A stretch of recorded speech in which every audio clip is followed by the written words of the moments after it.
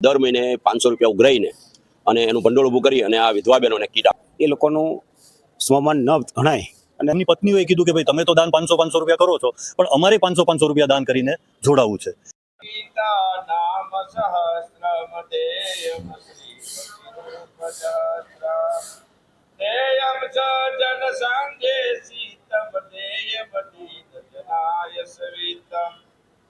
છેલ્લો શબ્દ એ આવે છે કે જે કોઈ આર્થિક લેવલે દરિદ્ર હોય એના માટે આ બધું કાર્ય કરી રહ્યા છીએ અને ભગવાનને પ્રાર્થના કરી એ બધાને લીલા રામાયા. બોલો સચ્ચિદાનંદ ભગવાન.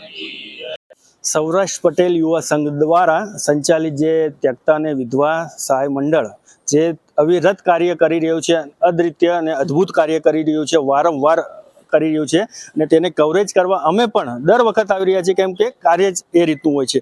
અને એની સાથે જે વડીલો છે તે પણ જોડાયા હોય છે અને તે તેની મુખ્ય હિંમત હોય છે. જ્યારે પણ યુવાનો અકળાય કે જ્યારે પણ મુશ્કેલીમાં હોય ત્યારે પાછળ હાથ મૂકીને ખાલી જેના મોભી છે તે કહી દે છે કે અમે બેઠા છીએ, ત્યારે એક જોમ અને જુસ્સો યુવાઓમાં ભરાઈ જાય છે. તો તેને લઈને પહેલાં તો સૌપ્રથમ આપણે વડીલ સાથે વાત કરીશું.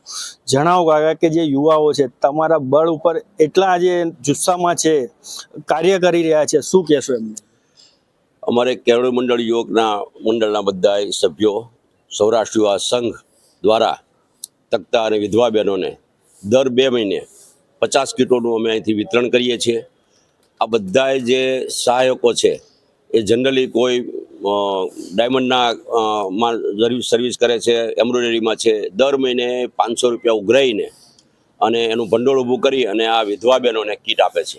આજના દિવસે મારા મિત્ર ભીખુભાઈ પોપટભાઈ ગજેરા, ગામ લુણીધાર, એમણે પણ આજે 25 કીટો આપી અને આખી સંસ્થાને સહાય કરી છે. એ માટે એમનો પણ ખૂબ ખૂબ આભાર માનું છું અને ખૂબ ખૂબ ધન્યવાદ અને એમને શુભેચ્છા આપું છું. ભીખુભાઈ, તમે પણ 25 કીટો આપી છે, શું સમાજને શું કહેશો? જે આ લોકો નિસ્વાર્થ ભાવે ઘરે ઘરે જઈ અને એ લોકોનું સ્વમાન ન ગણાય અને પોતે આપણા સમાજની અંદર એક જ છે કે ભાઈ કોઈ પાસે માગવું એ કોઈ બ્લડમાં નથી, અને એ લોકો એ કાળજી રાખીને જે કામ કરે છે એ બહુ જ પ્રશંસનીય છે. એટલે કે જે મજબૂર છે તેને વધુ મજબૂરીનો અહેસાસ ન થવા દે, એક લાચારી ન પડે.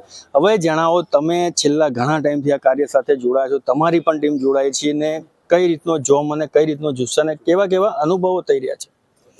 અમે દર મહિને 500 રૂપિયા કાઢી અને આ કામ કરતા હતા. પછી વડીલોએ કીધું કે ભાઈ તમે 10 કીટ આપો છો એની જગ્યાએ 25 કરી દો. એટલે અમે દર મહિને 25, પણ દર 2 મહિને અમે આ લીલી ઝંડી 50 કીટની આપીએ છીએ. પણ મહત્વની વાત એ છે કે અમે હમણાં સ્નેહ મિલન કર્યું, તો સ્નેહ મિલનમાં વડીલોએ બધાએ એમના ધર્મપત્નીના નામે અમને અનુદાન આપ્યું.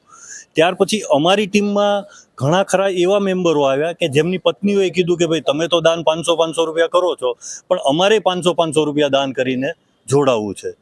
એટલે આ કાર્યક્રમ અમારો આ વડીલો દ્વારા જે સ્નેહ મિલનનો કરવાનો આવ્યો હતો એ બહુ ખૂબ જ સરસ રહ્યો અને આવી રીતના અમે કામ કરતા રહીશું. એટલે કે પુરુષોની સાથે સાથે એમના ઘરની મહિલાનો પણ એવો જ સાથ મળ્યો. હાજી હાજી. તો ખૂબ સરસ વાત કહેવાય કે અહીંયા સમાજમાં જે છે તે વડીલો મોભીઓ તો સાથ સહકાર આપી રહ્યા છે, પણ એનું જ જોઈને જે તેમના ઘરના મહિલાઓ છે, જે વડીલ મહિલાઓ છે, તે પણ આ સાથમાં સહભાગી બની રહ્યા છે.